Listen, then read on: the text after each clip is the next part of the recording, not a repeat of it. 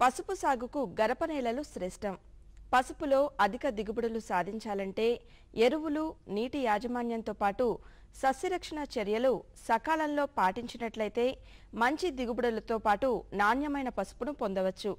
మరిన్ని వివరాలను డాక్టర్ సూర్యకుమారి గారితో పరిచయం ద్వారా ఇప్పుడు తెలుసుకుందాం.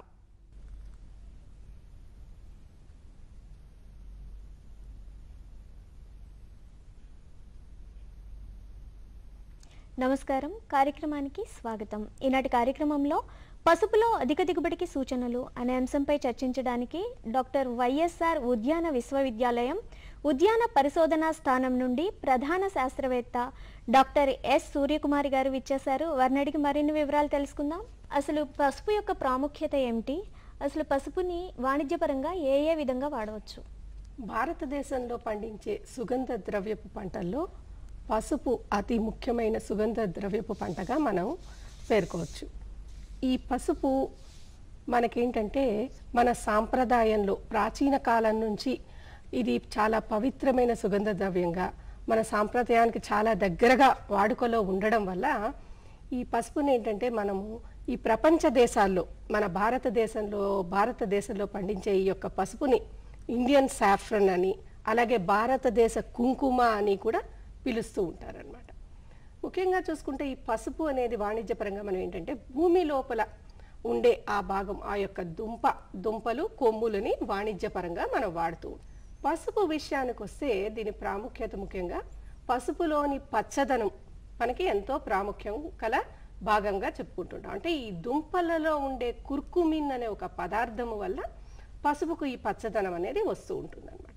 అలాగే ఈ రంగుతో పాటు పసుపు సువాసన మనము వాడడం, ఎందుకంటే ఈ యొక్క సువాసన గురించి, రుచి గురించి ఇది చాలా ప్రసిద్ధిగా ఉంటుంది. ఈ సువాసన అనేది ఏంటంటే పసుపులో ఉండే ఒలియోరెజిన్స్ అలాగే సుగంధ తైలము వల్ల కూడా వస్తూ ఉంటుంది.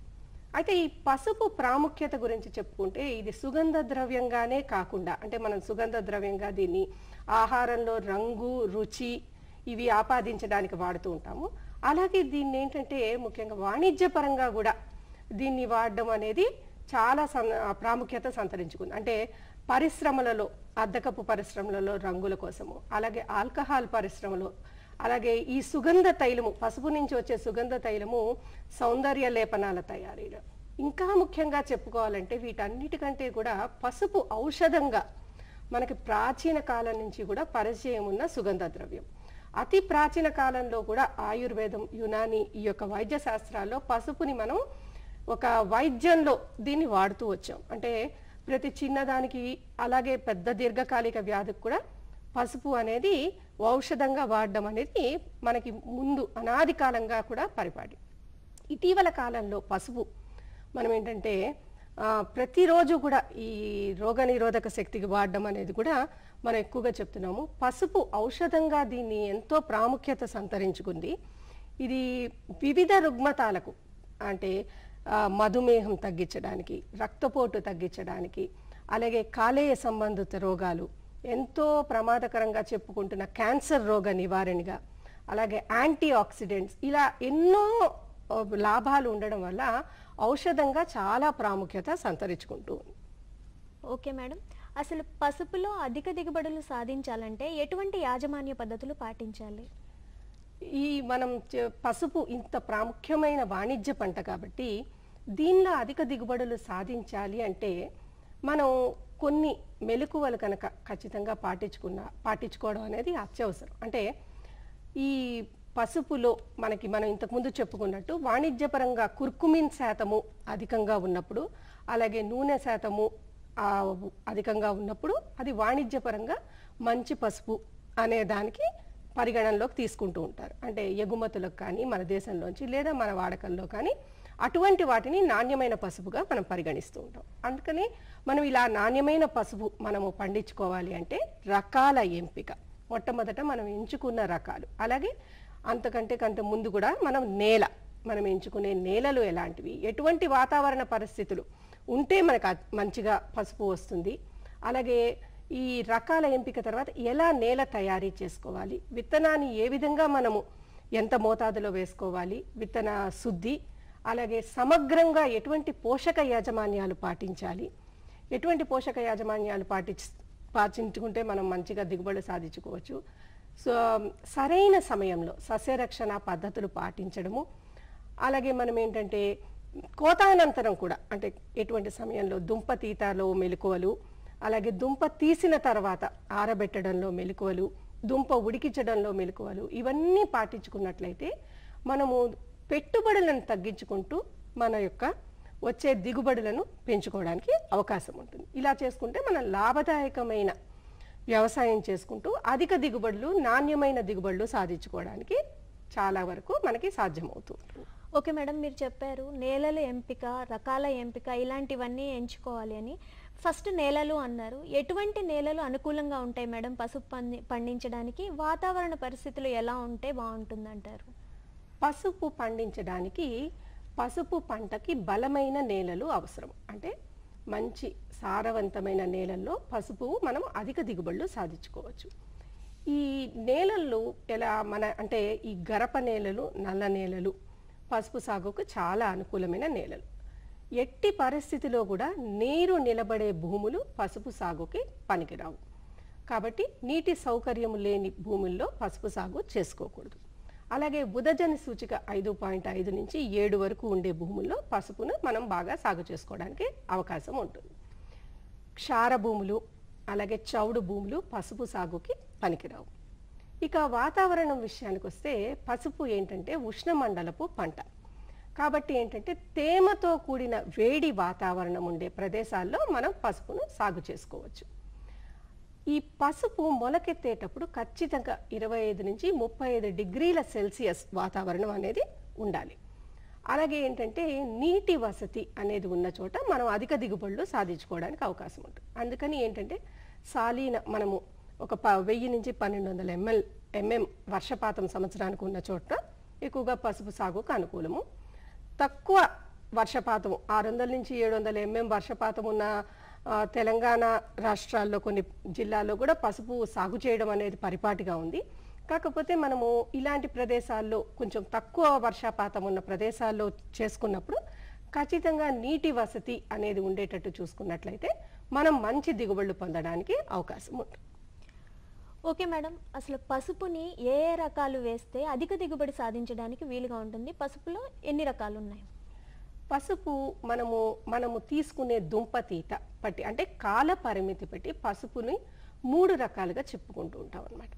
వీటిలో ఏంటంటే స్వల్పకాలిక రకాలు, మధ్యకాలిక రకాలు, దీర్ఘకాలిక రకాలు. ఈ రకాల విషయం ఒకటి కాల పరిమితి ప్రకారం మనం చెప్పుకున్నాము. వీటిలో కూడా మనం ఎంచుకునే వాతావరణ పరిస్థితులు, నాటే సమయము, మనకి అవసరమైన అంటే అక్కడ ఉండే అనుకూల పరిస్థితులు, మనం ఎటువంటి పరిస్థితిలో పసుపును తీసుకుంటున్నాము అంటే అంతర్పంటగా తోటల్లో అంతర్పంటగా వేస్తున్నామా, లేకపోతే ఏకపొలంలో ఏకపంటగా వేసుకుంటున్నామా అనే దాన్ని బట్టి కూడా మనం రకం ఎంపిక మీద మన దిగుబడులు నిర్ధారించబడి ఉంటాయి. అంటే ఈ స్వల్పకాలిక రకాలు అనేది ఏంటంటే 6 నుంచి 7 నెలల్లో దుంపతీతకు వస్తూ ఉంటాయి అన్నమాట. అంటే వీటిలో ఏంటంటే ఎక్కువగా మనం చెప్పుకునే రకాలు కస్తూరి రకాలు. అంటే మన రాష్ట్రంలో పండించడానికి వచ్చేప్పటికి ఛాయ పసుపు రకాలు అంటూ ఉంటాం. ఈ ఛాయ పసుపు రకాలు అనేవి ఎక్కువ ప్రాచుర్యంలో ఉన్నాయి. ఈ స్వల్పకాలిక రకాలు చూసుకుంటే మనం ఎప్పుడంటే ఈ పంటని మనం అంతర్పంటగా తోటల్లో వేసుకున్నప్పుడు ఈ స్వల్పకాలిక రకాలని ఎంచుకుంటూ ఉంటాం అన్నమాట. అలాంటప్పుడు మనం ఈ స్వల్పకాలిక రకాలని వేసుకోవాలి. ఈ మధ్యకాలిక రకాలు అంటే 8 నెలల్లో దుంప తవ్వకానికి వచ్చిన రకాల్ని మనం మధ్యకాలిక రకాలు అంటాం. వీటిలో ముఖ్యమైనవిగా చెప్పుకుంటే మన రాష్ట్రంలో మనం ఈ కేసరి రకాలు అంటాం. అమృతపాణి రకాల నుంచి మనము తీసుకున్న రకాలు కేసరి రకాలు అంటుంటాం. వీటి ఎక్కువగా చెప్పుకుంటూ ఉండొచ్చు. ఇక దీర్ఘకాలిక రకాలు అంటే మనము 9 నెలల తర్వాత దుంప తవ్వి తీసుకుంటూ ఉంటే దీర్ఘకాలిక రకాలు అంటాం. మన రాష్ట్రంలో పండించే రకాలు మనం ఎక్కువగా దీర్ఘకాలిక అంటే ఏకపంటిగా పండించినప్పుడు మనం దీర్ఘకాలిక రకాలని మనం తీసుకుంటూ ఉంటాం అన్నమాట. ఈ పసుపులో ఇప్పటి వరకు ఒక 60 నుంచి 70 రకాలు ఉన్నప్పటికీ ఎక్కువ ప్రాచుర్యంలో ఒక 30 రకాల వరకు ఉన్నాయి. ఎక్కువగా ఏంటంటే ఆ యొక్క ప్రాంతాలలో పండించే రకాలను రైతులు వాటినే ఎక్కువగా సాగు చేసుకుంటూ ఉండడం వల్ల ఆ రకాలే అధిక ప్రాచుర్యంలోకి వచ్చాయి. ఉదాహరణకు వస్తే తమిళనాడు రాష్ట్రంలోని ఇరోడ్ రకము, అలాగే కేరళ రాష్ట్రంలోని ఎలెప్పి కొమ్ముల రకము, అలాగే మహారాష్ట్రలోని సాంఘీ రకము, మన రాష్ట్రము తెలంగాణ రాష్ట్రం విషయానికి వస్తే ఇప్పటికీ మైదుకూరు రకము, దుగ్గిరాల రకాలు, అలాగే ఆరుమూరు రకాలు, అంటే ఆ ప్రాంతాలలో మనము చేసుకునే రకాలకు అనుగుణంగా వచ్చిన ఆ యొక్క రకాల్ని ఎక్కువ ప్రాచుర్యంలో సాగు చేస్తున్నాం. అయితే ఇటీవల కాలంలో మనకి IISR అంటే Indian institute of spices research అంటారు. అంటే ఈ సుగంధ ద్రవ్యాల సంస్థ, భారతీయ సుగంధ ద్రవ్యాల సంస్థ, ఇది కాలికట్లో కేరళ రాష్ట్రంలో ఉంది. ఇక్కడి నుంచి కూడా చాలా రకాలు విడుదల చేశాము. అలాగే AACRP ఈ యొక్క రీసెర్చ్లో కూడా చాలా రకాలు విడుదలయ్యాయి. వీటిలో మనం ముఖ్యంగా చెప్పుకున్నట్లయితే ఈ స్వల్పకాలిక రకాల్లో వస్తే ప్రభ, ప్రతిభ, ప్రగతి అనే రకాలు ఎక్కువ ప్రాచుర్యంలో ఇప్పుడు తోటల్లోనూ, అలాగే అంటే ఒక పంట తర్వాత ఒక పంట, అంటే క్రాప్ సైకిల్ అంటామన్నమాట. అపరాలు, ఆ తర్వాత పసుపు, చాలా చోట్ల గోదావరి జిల్లాల్లో అలా సాగు చేయడం అనేది, అలాంటి చోట ఈ స్వల్పకాలిక రకాలు ఈ ప్రభ, ప్రతిభ, ప్రగతి అనే రకాలు అధిక ప్రాచుర్యంలో ఉన్నాయి. అదే మనం దీర్ఘకాలిక రకాలకు వస్తే ఎక్కువగా ఇప్పుడు మన రాష్ట్రంలో మనం పండించే ఈ యొక్క మైదుకూరు, దుగ్గిరాల, ఆరుమూరు రకాలతో పాటు ఈ ఈరోడ్ లోకల్ నుంచి మనం వచ్చిన ఒక నూతన రకము BSR2, BSR1 అనే రకాలు ఎక్కువ ప్రాచుర్యంలో ఉన్నాయి. అలాగే సాలం రకాలు కూడా రైతులు ఎక్కువ సాగు చేసుకుంటూ మనం అధిక దిగుబడులు సాధించడానికి మన రాష్ట్రానికి అనువైనవిగా మనం గుర్తించడమైంది. అలాగే మధ్యకాలిక రకాలకు వస్తే రాజేంద్ర సోనాలి, రాజేంద్ర సోనియా అని ఇవి బీహార్ హార్టికల్చరల్ యూనివర్సిటీ ఉద్యాన విశ్వవిద్యాలయం నుంచి విడుదల చేయబడిన రకాలు. ఇవి కుర్కుమిన్ శాతం కూడా మంచి కుర్కుమిన్ శాతంతో ఉండి మన రాష్ట్రానికి అనువైన రకాలుగా గుర్తించడమైంది. కాబట్టి మనము వేసుకునే ప్రదేశము, ఆ యొక్క పరిస్థితులకు అనుగుణంగా మనం స్వల్పకాలికం అయితే స్వల్పకాలిక రకాలము, లేదా దీర్ఘకాలికం ఎంచుకుంటే దీర్ఘకాలిక రకాలను తీసుకున్నప్పుడు అయితే మంచి దిగుబడులను సాధించడానికి అవకాశం ఉంటుంది. ఓకే మేడం, మనం ఇప్పుడు అన్ని దిగుబడికి రకాలను ఎంచుకున్న తర్వాత అసలు విత్తుకునే సమయాన్ని బట్టి కూడా అధిక దిగుబడి సాధించే అవకాశం ఉంటుందా? అసలు పసుపుని ఏ సమయాల్లో విత్తుకుంటే మంచి దిగుబడి సాధించడానికి అవకాశం ఉంటుంది? పసుపు నాటే సమయము అనేది దిగుబడుల మీద చాలా ప్రాముఖ్యమైన పాత్ర వహిస్తూ ఉంటుంది. ఈ పసుపు ఏంటంటే ముఖ్యంగా మనం ఎంచుకునే రకాన్ని బట్టి ఈ నాటే సమయము అనేది మారుతూ ఉంటుంది. అంటే స్వల్పకాలిక రకాలని కనుక మనం ఎంచుకున్నట్లయితే ఇది మే ఆఖరి వారాల కల్లా మనం నాట్లు వేసేసుకోవాలి, విత్తుకోవాల్సిన అవసరం ఉంటుంది. అదే మనం మధ్యకాలిక రకాలని ఎంచుకున్నట్లయితే జూన్ మొదటి పక్షంలో ఈ విత్తనం వేసుకోవడం అనేది పూర్తి చేసేయాలి.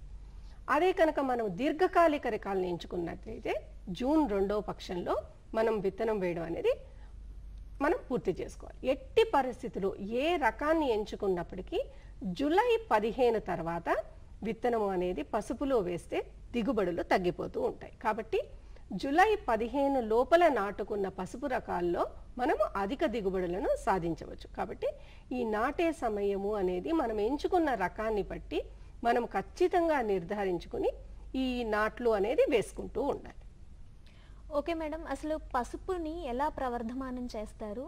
విత్తన మోతాదు ఎంత ఉండాలి? వీటిని ఎలా ఎంచుకుంటే అధిక దిగుబడులు సాధించడానికి అవకాశం ఉంటుంది? ఈ పసుపుని ముఖ్యంగా కొమ్ములతో ప్రవర్ధమానం చేస్తుంటారు. అంటే మనం దీన్ని కొమ్ములు, దుంపలు కూడా ఈ విత్తనంగా వాడుతూ ఉంటాం అన్నమాట. కాకపోతే ఎక్కువగా కొమ్ము వాడినప్పుడు మంచిగా దిగుబడులు వచ్చినట్టు పరిశోధన పరంగా కూడా తేలడమైంది. మనం పసుపులో కొమ్ములు అనేది విత్తనంగా వాడడం అనేది పరిపాటిగా సాగుతున్న ఆచారం. ఇది మనం ఎకరానికి 1000 కిలోలు మనం విత్తన మోతాదుగా ధృవీకరించడం అయినది. ఈ పసుపు కొమ్ములను, ఈ ఎంచుకునే కొమ్ములను మనం ఏదైతే విత్తనంగా ఎంచుకుంటావో ఆ విత్తనాన్ని ఎంచుకునేటప్పుడు, విత్తనాన్ని సేకరించేటప్పుడు మనము ఆ సేకరణ చేసుకునే ఆ యొక్క నిర్దిష్ట ప్రదేశం, అంటే మనం తీసుకునే పొలాల్లో అక్కడ ఖచ్చితంగా తెగులు లేకుండా ఉండే బలమైన ఆరోగ్యవంతమైన మొక్కల నుంచి, ఆరోగ్యవంతమైన పొలము నుంచి సేకరించిన దుంపలను మాత్రమే విత్తనంగా వాడుకోవాలి. అలాగే ఏంటంటే ఖచ్చితంగా వీటిని ఆ దుంప అనేది, అంటే మనం ఆ కొమ్ములు తీసుకున్నప్పుడు విత్తనంగా వాడే కొమ్ములు ఖచ్చితంగా 30 నుంచి 40 గ్రాముల బరువు అనేది ఉండాలి. 5 నుంచి 6 సెంటీమీటర్ల పొడవు ఉండాలి. అలాగే ఏంటంటే ఈ విత్తనం వేసేటప్పుడు కూడా అది 12 సెంటీమీటర్ల మించి లోతులో పడకూడదు. ఇలా తగు జాగ్రత్తలు తీసుకుని ఆ విత్తన బరువు, విత్తన సేకరణ పద్ధతులు, విత్తనం వేసే లోతు అన్నీ నిర్ధారించుకుని మనం విత్తనం వేసుకోగలిగితే ఆ విత్తన సాంద్రత మనం కనుక చూసుకొని పొలంలో కనుక చూసుకోగలిగితే మనకి మంచి దిగుబడులు వచ్చే అవకాశం ఉంది. ఓకే మేడం, ఇప్పుడు పసుపును విత్తన శుద్ధి చేసుకుంటే అధిక దిగుబడులు సాధించడానికి అవకాశం ఉంటుందా? అసలు విత్తన శుద్ధి ఏ విధంగా చేసుకుంటే మంచిది? ఈ విత్తన శుద్ధి అనేది చాలా ప్రముఖమైన పాత్ర వహిస్తూ ఉంటుంది. ఎందుకంటే పసుపులో మనకి దిగుబడులు తగ్గిపోవడానికి ప్రధాన కారణం ఏంటంటే, ఒకటి మనకి దుంపపుచ్చులు, దుంపకుళ్ళు, ఇవి రెండు. దుంపపుచ్చు రావడము, దుంపకుళ్ళు ఇలాంటి మనకి చీడపీడలు రావడం వల్ల మనకి ఎక్కువగా మన దిగుబడులు అనేవి తగ్గిపోతూ ఉంటుంది, నాణ్యత తగ్గిపోతూ ఉంటుంది. అలాగే చాలా వరకు కూడా మనకి తెగుళ్ళ విషయం వస్తే మచ్చ తెగులు ఒకటి అధికంగా వచ్చినప్పుడు ఈ మచ్చ తెగుళ్ళ ఉధృతి కనుక పెరిగిపోయినట్లయితే ఒక్కోసారి 30 నుంచి 40% వరకు కూడా మనకి దిగుబడులు తగ్గిపోయే అవకాశం ఉంది. కాబట్టి ఈ విత్తన శుద్ధి చేసుకోవడం వల్ల మొదటి 40 నుంచి 50 రోజుల వరకు మనము పసుపుని భూమి నుంచి ఆశించే శిలీంధ్రాల నుంచి, అలాగే రసం పీల్చే పురుగుల నుంచి కూడా మనం కాపాడుకోవడానికి అవకాశం ఉంటుంది. ఈ విత్తన శుద్ధి విషయానికి వస్తే ఏంటంటే, మనం ఈ క్రిమి సంహారక మందు అంటే మొదటగా మనము ఈ యొక్క భూమి నుంచి వచ్చే శిలీంధ్రాలు అంటే కుళ్ళుడు తెగులు కానీ, మచ్చ తెగులు కానీ, ఇలాంటి శిలీంధ్రాల నుంచి మొక్కని కాపాడడానికి మనం ఏంటంటే మ్యాంకోజెబ్ లాంటి మందు ఒక 3 గ్రాములు 1 లీటర్ నీటికి, లేదా బావిస్టిన్ మందు 1 గ్రాము 1 లీటర్ నీటికి కలుపుకొని ఈ విత్తనాలను ఒక 40 నిమిషాలు అందులో కనుక మనం నానబెట్టుకోవాలి. అదే కనుక మనం పులుసు పురుగులు అలాంటివి కనుక గమనించినట్లయితే విత్తనానికి, దీనికే మనము ఈ విత్తన శుద్ధి చేసుకునే ద్రావణం ఈ 10 లీటర్ల నీరు మామూలుగా తీసుకుంటూ ఉంటాం. విత్తనం మునుగుతూ ఉండాలి. దానిలో మనము ఇంతకుముందు చెప్పుకున్నట్టు మ్యాంకోజెబ్ 1 లీటర్ నీటికి 3 గ్రాములు తీసుకున్నట్టయితే దీనితో పాటు మలాథియాన్ మందు 3 మిల్లీలీటర్లు 1 లీటర్ నీటికి కానీ, లేదా మోనోక్రోటోఫాస్ మందు 2 మిల్లీలీటర్లు 1 లీటర్ నీటికి కానీ కలుపుకోవాలి. ఇది అంటే ఒకటి మనము క్రిమి సంహారకం తెగుళ్ళు రాకుండా ఇస్తున్నాము. రెండోది మనం ఈ పొలుసు పురుగులు వల్ల వచ్చిన నష్టాన్ని నివారించడానికి, తర్వాత రసం పీల్చే పురుగులు రాకుండా, పురుగులకు కూడా రాకుండా మనము ఒక అంతర్వాహిక మందుతో విత్తన శుద్ధి చేసుకోవడం వల్ల మనము ఈ 2 విధాలుగా కూడా మొదటి నెల రోజుల వరకు పంటని కాపాడుకోవడానికి అవకాశం ఉంటుంది. అంటే మనం ఒక 30 నిమిషాలు ఈ యొక్క ద్రావకంలో అంటే ఈ మ్యాంకోజెబ్ అలాగే మోనోక్రోటోఫాస్ కలిపిన నీటిలో విత్తనాన్ని పూర్తిగా మునగనిచ్చి ఒక అరగంట అందులో నాననిచ్చాక నీడలో ఆరబెట్టుకోవాలి. తర్వాత వీటిని ఖచ్చితంగా మనము జీవ నియంత్రణ పద్ధతిలో మనం వాడుతున్న ట్రైకోడర్మా విరిడి లాంటి మందుతో మనం వీటిని విత్తన శుద్ధి చేసుకోవాలి. అంటే 1 లీటర్ నీటికి 3 గ్రాముల చొప్పున అది ఏంటంటే ఒక పేస్ట్ లాగా, నీటిలో కాకుండా ఒక స్లర్రీ అంటాం, ఒక పేస్ట్ లాగా దాన్ని మనము అంటే ఒక 1/2 కేజీ మందును 1 లీటర్ నీటిలో కలుపుకున్నట్లయితే అది ఏంటంటే కొంచెం ఘనముగా ఉండి మనం విత్తనానికి బాగా అంటుకోవడానికి వీలుగా ఉంటుంది. నీరులో కాకుండా దాన్ని ఒక పేస్ట్ లాగా చేసుకుని విత్తనానికి పట్టించుకొని నీడలో ఆరబెట్టుకుని వేసుకోవాలి. అలా కాకుండా ఇటీవల కాలంలో మనం ఏంటంటే ఈ బయో క్యాప్సూల్స్ అనేవి మనం ఇంతకుముందు చెప్పుకున్నట్టు సుగంధ ద్రవ్య సంస్థ IISR నుంచి కస్టమైజ్డ్ బయో క్యాప్సూల్స్ అనేవి మనకి పరిశోధన ద్వారా ధృవీకరించడమైనది. అంటే ప్రతి పంటకి కూడా మనము ఈ ట్రైకోడర్మా విరిడి అని, సూడోమోనాస్ అని ఈ జీవ నియంత్రణ లాభదాయకమైన మేలైన సూక్ష్మ క్రిములతో మనం విత్తన శుద్ధి అనేది చెప్తూ ఉన్నాం. వీటిని ఏంటంటే ఇలా నిర్ధారించబడిన మేలైన సూక్ష్మజీవులను ఒక క్యాప్సూల్ రూపంలో మనకి రెడీమేడ్గా ఇప్పుడు అందుబాటులోకి పరిశోధన ద్వారా అది అందుబాటులోకి వచ్చేసింది. వీటివి ఏంటంటే ఈ బయో క్యాప్సూల్ మనం 1 ఎకరానికి 1 బయో క్యాప్సూల్ అయితే సరిపోతుంది. అంటే ఈ యొక్క బయో క్యాప్సూల్లో మనకి ఈ మొక్కకు కావలసిన అవసరమైన ఆ యొక్క ట్రైకోడర్మా అని కానీ, లేకపోతే బ్యాసిలస్ అవసరమైన బ్యాక్టీరియాని అందులో పొందుపరుస్తారు. ఈ బయో క్యాప్సూల్ని ఒక రాత్రి మనము అంటే ఒక 12 గంటలు ముందు రోజు రాత్రి 1 లీటర్ నీటిలో నానబెట్టుకోవాలి. నానబెట్టుకుని మధ్య మధ్యలో కదుపుతూ అది బాగా కరిగిపోయేలా చూసుకోవాలి. తర్వాత ఇలా కరిగిన 1 లీటర్ నీటిని 200 లీటర్ల నీళ్ళలో కలుపుకుని విత్తన శుద్ధి చేసుకోవాలి. ఇలా విత్తన శుద్ధి చేసుకున్న తర్వాత ఆరబెట్టి ఈ మిగిలిపోయిన నీటిని మనం ఎక్కడైతే విత్తనం వేసామో ఆ పొలంలో పోసుకున్నట్లయితే మనకి ఈ యొక్క నేల ద్వారా సంక్రమించే తెగుళ్లను చాలా వరకు మనం అరికట్టుకోవడానికి అవకాశం ఉంటుంది. అలాగే ఈ మొక్కలు కూడా మంచి ప్రౌఢంగా మంచి బలంగా రావడం వల్ల మనం దిగుబడులు అనేది మంచి దిగుబడులు పొందడానికి అవకాశం ఉంటుంది. ఓకే మేడం, విత్తన శుద్ధి చేసుకున్నటువంటి విత్తనాలని నాటే పద్ధతులు ఏంటి? నాటే పద్ధతుల వల్ల కూడా అధిక దిగుబడి వచ్చే అవకాశం ఉంటుంది కదా. ఏ విధంగా నాటితే పసుపు ఎక్కువ అధిక దిగుబడులు సాధించడానికి అవకాశం ఉంటుంది? పసుపు నాటే పద్ధతులకు వస్తే ముఖ్యంగా మనం 3 పద్ధతుల్లో పసుపును నాటుకుంటూ ఉన్నాం. ఇది ఏంటంటే బోదే సాలు పద్ధతి, సమతుల మడుల్లో నాటే పద్ధతి, ఇటీవల కాలంలో ఎత్తు మడుల పద్ధతి. ఈ సమతుల మడులు అనేది తేలికపాటి నాలలో మనము ఇది ఎక్కువగా పరిపాటిలో ఉంది. అంటే మడులు చేసి ఈ మడులలో మనము ఈ వేసుకోవడము, మడుల మధ్యన నీటి పారించడం. ఇదేంటంటే ఇది అంత మంచి పద్ధతి కాదు. దీన్ని మనం ఇప్పుడు ఇది మనము ప్రాచుర్యంలోకి వద్దు అని చెప్తున్న పద్ధతి. ఎందుకంటే దీనివల్ల ఈ దుంపకి నీరు దాని ఎక్కువగా ఉండడం వల్ల, అంటే నీరు నిలబడే అవకాశం ఎక్కువగా ఉండడం వల్ల ఈ పద్ధతిలో దుంపకుళ్ళు ఎక్కువగా వచ్చే అవకాశం ఉంటుంది. కాబట్టి ఈ సమతుల మడుల పద్ధతి కంటే కూడా బోదేసాలు పద్ధతిలో పసుపు వేసుకోవడం అనేది పరిశోధనాపరంగా మంచి దిగుబడులు ఇస్తాయని నిర్ధారించడమైంది. ఈ బోదేసాలు పద్ధతిలో ఏంటంటే మనం ఈ బోదెలను 60 నుంచి 70 సెంటీమీటర్ల దూరంలో బోధన చేసుకుని ఈ బోదె పై భాగాన 20 సెంటీమీటర్ల దూరంలో మనం ఈ యొక్క పసుపు కొమ్ములను నాటుతూ ఉంటాం అన్నమాట. అదే మనము ఇప్పుడు ఎత్తుమడుల పద్ధతి అని చెప్పుకున్నాం. ఇటీవల కాలంలో చాలా ప్రాచుర్యం చెందిన పద్ధతులు, పరిశోధనా పరంగా కూడా మంచి దిగుబడిని పద్ధతిగా ఇది నిరూపించడమే. ఎందుకంటే మనము పసుపులో అధిక దిగుబడులు సాధించాలంటే మంచి తెగుళ్లను మనం నియంత్రించుకోవాలి.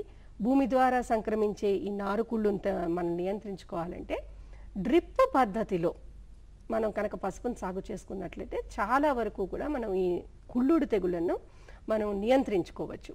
ఈ డ్రిప్ పద్ధతిలో సాగు చేసినప్పుడు ఈ ఎత్తైన నారుమడిలో పసుపులు వేసుకున్నప్పుడు మనకి మంచి దిగుబడులు వచ్చే అవకాశం ఉంటుంది. అంటే జంటసాళ్ల పద్ధతిలో మనము ఏంటంటే ఈ 45 ఇంచ్ మనం అంతర పంటలు వేసుకోవడానికి అవకాశం ఉందా? అంతర పంటలు వేసుకున్నా కానీ పసుపులో దిగుబడికి ఎటువంటి ఆటంకం లేకుండా ఉంటుందా?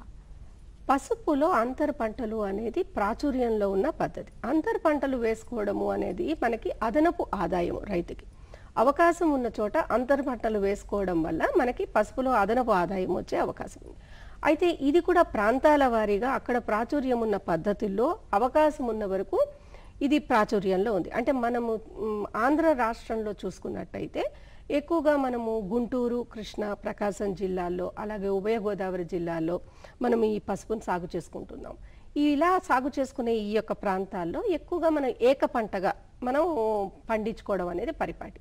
అదే మనం తెలంగాణ రాష్ట్రంలో చూసుకున్నట్లయితే తెలంగాణ రాష్ట్రంలో పసుపుని ఎక్కువగా అంతర పంటలతో మనము చూస్తూ ఉంటాం. అంటే పసుపులో మొక్కజొన్న, ఆముదము ఎక్కువ అంతర పంటగా సాగు చేయడం అనేది లాభదాయకమైన పద్ధతిగా అది నిరూపించడమైంది. అంటే 2 వరుసల పసుపుకి 1 వరుస మొక్కజొన్న, అలాగే మనము ఆముదం అంతర పంటగా వేసుకున్నప్పుడు 10 నుంచి 12 వరుసల పసుపుకి 1 వరుస మనం ఆముదం వేసుకుని అంతర పంటగా సాగు చేసుకోవడం అనేది లాభదాయకంగా ఉంటుంది అని నిరూపించడమైంది. అలాగే పసుపులో అంతర పంటలు ఎంత ప్రాముఖ్యం సంతరించుకున్నాయో పసుపును కూడా అంతర పంటగా సాగు చేసుకోవడం అనేది మన గోదావరి జిల్లాలో, ఆంధ్ర రాష్ట్రంలో కొన్ని జిల్లాల్లో పాటిస్తూ ఉన్నాం. అంటే చాలా తోట పంటలలో, అరటి పంటలో పసుపును అంతర పంటగా సాగు చేసుకోవడము అనేది కూడా మంచి లాభదాయకమైన ఒక అంటే వ్యవసాయ సరళిగా గుర్తించడం అయినది. ఓకే మేడం, అసలు పసుపులో అంతర కృషి ఎలా చేయాలి? దానిలో కలుపు యాజమాన్యం ఏ విధంగా తీసుకోవాలి? మనకు అన్ని పంటల్లాగే పసుపులో కూడా కలుపు నివారణ అనేది చాలా ప్రముఖమైన పాత్ర తీసుకుంటూ ఉంటుంది. ఎందుకంటే కలుపు కనుక కీలక సమయాల్లో తీయకపోతే ఈ మన దిగుబడులు అనేది మనకి 50% నుంచి 60% వరకు తగ్గిపోయే ప్రమాదం ఉంటుంది. ఈ ప్రతి పంటకి కీలక సమయాలు ఉంటూ ఉంటాయి. అలాగే పసుపులో కూడా మొదటి 3 నెలలు మనం స్వల్పకాలిక రకాలు వేసుకుంటే మొదటి 2 నెలలు 60 రోజులు, అదే దీర్ఘకాలిక రకాలు వేసుకుంటే మొదటి 3 నెలలు చాలా కీలక సమయంగా చెప్పుకుంటూ ఉంటాం అన్నమాట. అంటే ఈ కీలక సమయాల్లో మనం కనుక ఈ కలుపు నివారణ చేసుకోకపోతే దిగుబడులు తగ్గిపోతాయి. ఓకే మేడం, ఎరువుల యాజమాన్యం మరియు అందులో సూటి పంటకి అంతర పంటకి ఏ విధంగా చేసుకోవాలో తెలియజేయండి మేడం. ఈ మనము ఎరువుల యాజమాన్యం విషయానికి వస్తే సూటి పంటకి వేసుకున్నప్పుడు మనము రసాయనిక ఎరువులే కాకుండా సేంద్రియ ఎరువులు కూడా మనము కలిపి వేసుకున్నప్పుడే, అంటే సమగ్ర సమతుల్య పోషక యాజమాన్యం చేసుకున్నప్పుడే మన అధిక దిగుబడులను, నాణ్యమైన దిగుబడులను సాధించుకోవడానికి అవకాశం ఉంటుంది. పసుపులో కనుక భూమిలో సేంద్రియ కర్బనము సరైన శాతంలో, అవసరమైన శాతంలో లేకపోతే దుంప అబోరడం అనేది జరగదు, దుంప నాణ్యత అనేది రాదు.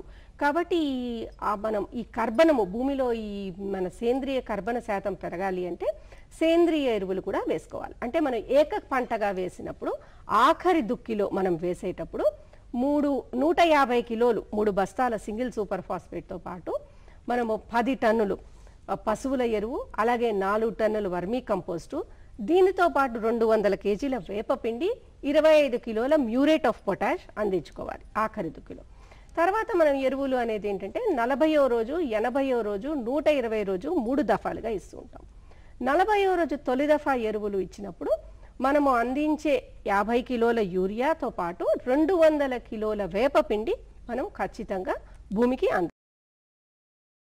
ఏక పంటకి ఇచ్చినప్పుడు మనం అంతర పంట కూడా తీసుకుంటే 90 కిలోల యూరియా, మనం 30 కిలోల మ్యూరేట్ ఆఫ్ పొటాష్ అందించుకోవాలి. అదే మోతాదు, అదే 90 కిలోల యూరియా, 30 కిలోల మ్యూరేట్ ఆఫ్ పొటాష్ అంతర పంటగా తీసుకున్నప్పుడు 120 రోజులకు కూడా అందించుకోవాలి. అంటే మనం అదనపు పోషకాలను అంతర పంట తీసుకున్నప్పుడు అందించినట్లయితే మనకు మంచి దిగుబడులు వచ్చే అవకాశం ఉంటుంది.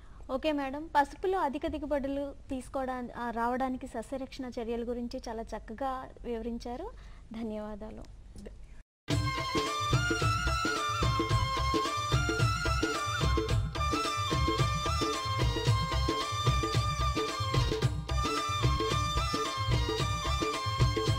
పసిడి పంటలు కార్యక్రమంపై మీ సలహాలు, సూచనలను మాకు తెలియచేయండి.